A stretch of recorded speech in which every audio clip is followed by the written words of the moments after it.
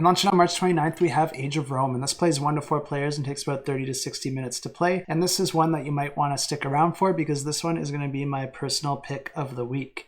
And I have had a bit of a lull over the past couple months where I haven't really backed any Kickstarter games at all. Very uncharacteristic of me as a content creator. But this one might actually break that trend because this one looks really interesting. And I'm already getting all hyped up, ready to click that take my money button. And in this game, each player is playing as their own asymmetrical character with their own player board that's going to give them some certain advantages in different areas of the game. And players are each going to be pursuing their own individual goals to earn victory points. But in this game, players are collectively working to build up Rome over 9 rounds, and they're going to be balancing war, politics, trade, and religion, all while scheming against their rival players. And this one is a Euro game, and something that this one's just getting completely wrong, and I'm still trying to get over it, is just the artwork in this game. It's not like other Euro games. The artwork in this game just looks way too nice. But if you can see past that, or if for some weird reason you prefer nice artwork in your games, this one is definitely one that you'll want to check out. The game's going to play over a series of rounds, each with 4 phases, and the first phase is the scheme phase, which just sounds fun already.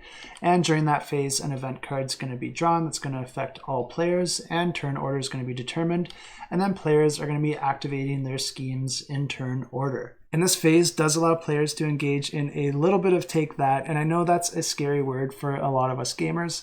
I generally do not like take that in my games. I find it to be a little too back and forth, and that it adds too much chaos and randomness to the game and just slows games down in a way that doesn't feel meaningful or fun. But at the same time, I also don't think it's a bad mechanism in and itself, because some of my favorite games actually do have take that in the game.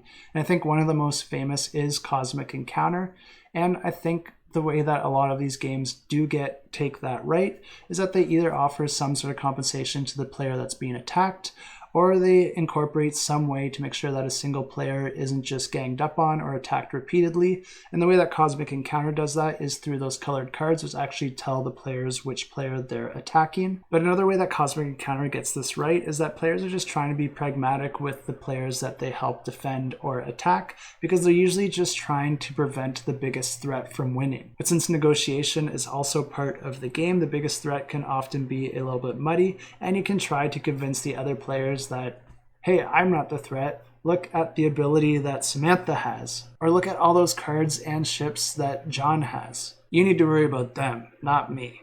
And some of the reviews and comments I've read in this game, it really does seem like this game does get it right, and that it does understand the problems with Take That and does its best to avoid them. And because Take That is often something that I avoid, it's always really exciting to find a game that does have Take That, but then also looks like it does it really well, and like the game is a lot of fun. And then we move into the building phase, where players are going to be building up the different areas of Rome and building new buildings on the board. And the interesting aspect here is that the actions that you're going to have available to you on your turn are determined by the buildings that you have built in front of you. So you'll want to be building those up and giving yourself the best position in terms of actions, but there is a catch here, because each round this board is actually going to rotate, and then the buildings that you had in front of you are now going to be in front of your neighbor. So once again, you have another aspect here with player interaction, where the decisions you make on your turn could benefit the player after you, but then it's also balanced once again because the player's decisions before you could also benefit you. And I don't think this will feel random, because you're going to be consciously aware of those things, and you're going to be trying to pick the type of upgrade